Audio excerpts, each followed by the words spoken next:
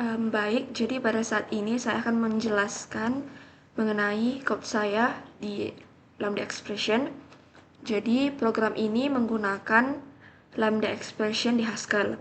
Lambda Expression itu adalah cara menuliskan fungsi anonim, yaitu fungsi tanpa nama, yang langsung ditulis di tempat. Dengan menggunakan Lambda Expression ini, kita bisa mendefinisikan fungsi matematika, seperti fx sama dengan x, fx sama dengan x kuadrat, atau fx sama dengan x kubik dengan singkat. Lalu memanggilnya untuk menghitung baik itu penjumlahan, perkalian, maupun menghitung jumlah bilangan genap, termasuk kelipatan 3. Jadi di sini yang pertama ada selektor. Selektor di sini di baris pertama itu ada lanjut float to float. Nah, baris pertama ini mendefinisikan tipe fungsi lanjut. Artinya, fungsi ini menerima angka bertipe float dan mengembalikan float, yaitu bilangan desimal. Kemudian, pada baris kedua ini mendefinisikan isi fungsi, yaitu lanjut x sama dengan x tambah 1. Jadi, setiap kali dipanggil, angkanya itu akan ditambah 1. Contohnya, lanjut 5 hasilnya adalah 6. Lanjut 6 hasilnya adalah 7. Kemudian yang berikutnya ada sigma penjumlahan. Di sini ada jumlah sigma. Jumlah sigma ini adalah sebuah fungsi. Jadi dia itu menerima 4 parameter. Yang pertama itu yang ini, float to float, sebuah fungsi yang mengubah angka, misalkan lambda x menjadi x atau identitasnya itu sendiri, atau lambda x menjadi x kuadrat. Kemudian yang kedua ini float to float yang merupakan sebuah fungsi langkah, misalkan lambda x menjadi 2x tambah 1 itu artinya maju 1, atau lambda x to x tambah 2 itu maksudnya maju 2. Kemudian yang ketiga itu adalah float, angka awal interval. Terus yang ini itu float, yang ini itu angka akhir interval. Terus yang terakhir ini hasil akhirnya adalah sebuah float, yaitu jumlah dari semua perhitungan. Baik, jadi di sini di baris berikutnya ada jumlah sigma f step awal akhir. Jadi baris ini itu yang f maksudnya adalah fungsi yang diterapkan ke angka, misalkan lambda x to x. Terus step di sini itu fungsi langkah, misalkan lambda x to x tambah 1. Kemudian awal akhir ini itu adalah batas intervalnya. Kemudian pada baris berikutnya, if awal lebih besar daripada akhir dan 0, else f awal tambah jumlah sigma f step awal akhir. Jadi baris kedua ini maksudnya adalah if awal lebih besar daripada akhir dan 0. Jadi jika awal lebih besar daripada akhir, maka hasilnya adalah 0. Kalau tidak, yang ini, hitung f awal, lalu tambahkan hasil rekursi dengan angka berikutnya, yaitu step awal. Contohnya, jumlah sigma dari x, dalam kurung lambda x to x, lalu dalam kurung lagi lambda x to x tambah 1, itu 1, 3, dia menjadi 1 tambah 2 tambah 3 sama dengan 6. Kemudian yang berikutnya adalah sigma perkalian atau faktorial. Jadi di sini itu sama seperti yang tadi, dia menggunakan 4 parameter yang pada akhirnya hasilnya itu merupakan float, bilangan desimal. Kemudian di sini kali sigma kali sigma F step awal akhir. Jadi if awal lebih besar daripada akhir, dan 1 else F awal dikali sigma F step awal akhir. Sama seperti jumlah sigma, tapi bedanya ini untuk perkalian.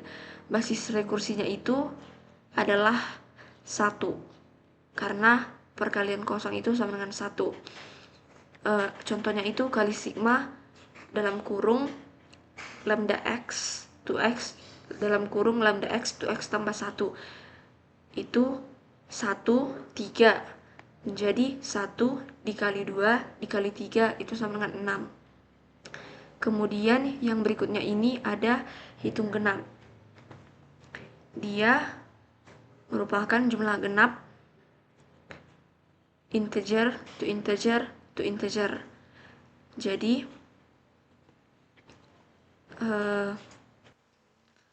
jadi fungsi ini itu menghitung berapa banyak bilangan genap dalam interval x, y itu. Jadi yang pertama ini dia memakai kuart. Jika x lebih besar daripada y, maka hasilnya adalah 0. Kemudian kalau x genap, x modulo 2 itu sama dengan 0, maka dia itu ditambahkan 1.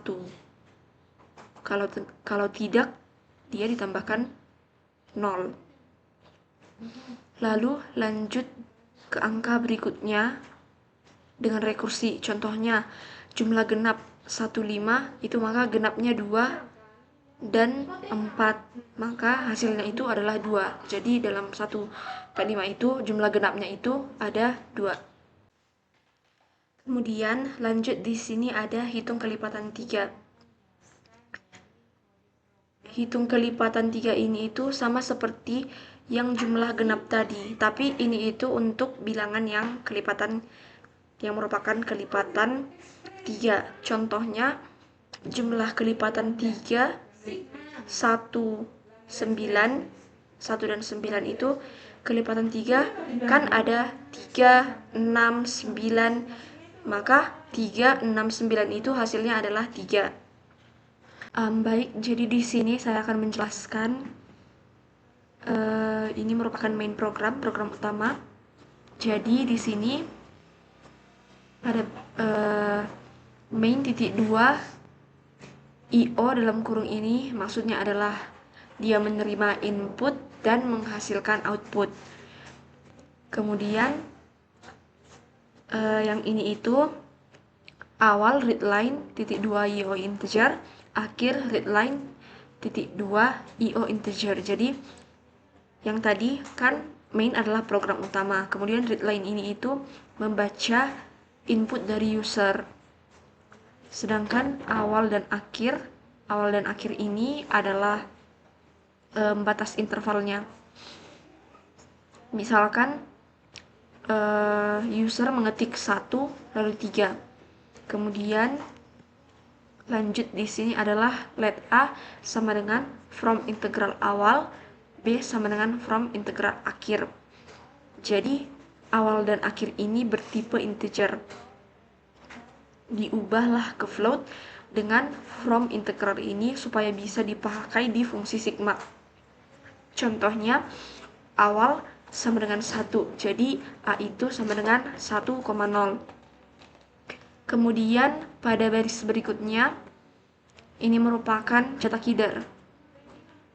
Yang pertama ini adalah kalkulator string line, yang dalamnya itu kalkulator sigma rekursif komprehensif. Kemudian yang kedua put string line interval perhitungan, yang ketiga put string line hasil perhitungan, semua kombinasi fungsi. Jadi yang ini tadi itu merupakan menampilkan judul program, kemudian interval perhitungan ini itu menampilkan interval yang dimasukkan oleh si user. Contohnya, jadi di sini kan ada interval perhitungan dalam kurung siku show awal sampai show akhir. Contohnya itu interval perhitungan titik 2 dalam kurung 1, 3.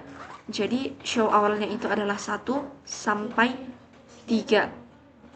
Kemudian yang berikutnya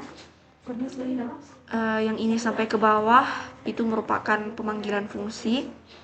Contoh barisnya itu yang ini, yang penjumlahan standar show jumlah sigma. Jadi di sini fx sama dengan x itu yang ini, fx sama dengan lambda x to x. Jadi ini itu merupakan fungsi identitas. Kemudian yang berikutnya sx sama dengan x tambah 1 ini, yang ini sx sama dengan lambda x to x plus 1. Jadi ini itu merupakan langkah 1. Sedangkan yang A, B ini merupakan interval. Misalkan dalam kurung siku 1, 3. Maka hasilnya adalah 6,0. Jadi demikian juga dengan pemanggilan lainnya. Misalkan yang ini langkah plus 2 linear. Jadi fx sama dengan x itu, yang ini fungsi identitas itu seperti yang tadi, fx sama dengan lambda x to x. Kemudian sx sama dengan x tambah 2 itu yang ini, lambda x to x tambah 2. Kemudian yang AB ini adalah intervalnya. Kemudian yang berikutnya ini adalah pemanggilan penjumlahan kuadrat. Fx sama dengan x pangkat 2. Yang itu yang ini, lambda x to x dikali x. Sx sama dengan x tambah 1 itu yang ini, lambda x to x tambah 1. Sedangkan yang AB itu adalah interval. Kemudian begitu juga dengan langkah plus 2 kuadrat. Jadi fx sama dengan x pangkat 2 itu yang ini, lambda x to x dikali x. Sx sama dengan x tambah 2 itu yang ini, lambda x to x tambah 2. Sedangkan A, B itu adalah interval. Demikian juga dengan penjumlahan kubik. Jadi di sini fx sama dengan x pangkat 3 itu yang ini, lambda x to x dikali x dikali x. Sedangkan sx itu sama dengan x tambah 1 itu yang ini, lambda x to x tambah 1. Sedangkan A dan B itu adalah intervalnya. Misalkan lambda x to x dikali x dalam kurung lagi lambda x to x tambah 1. Itu A, B dalam kurung misalkan 1, 3. Maka jumlah kubiknya adalah 1 tambah 8 ditambah 27. Makanya itu 36,6. Jadi demikianlah seterusnya fungsi memanggilnya sampai kepada akhir, yaitu jumlah bilangan habis dibagi 3, jumlah bilangan kelipatan 3. Contohnya jumlah kelipatan 3 dalam kurung siku 1 dan 1, 3 itu kan hanya 1, yaitu angka 3 aja. Makanya jumlah kelipatan 3 dari 1, 3 itu 1,0 karena bertipe float. Jadi demikianlah code saya. Jadi berikutnya setelah kodenya sudah selesai akan saya compile. C lambda.hs. Kemudian kita beri input 2 dan 3. Maka kodenya berhasil jalan seperti yang tertera. Jadi sekianlah yang dapat saya jelaskan. Terima kasih.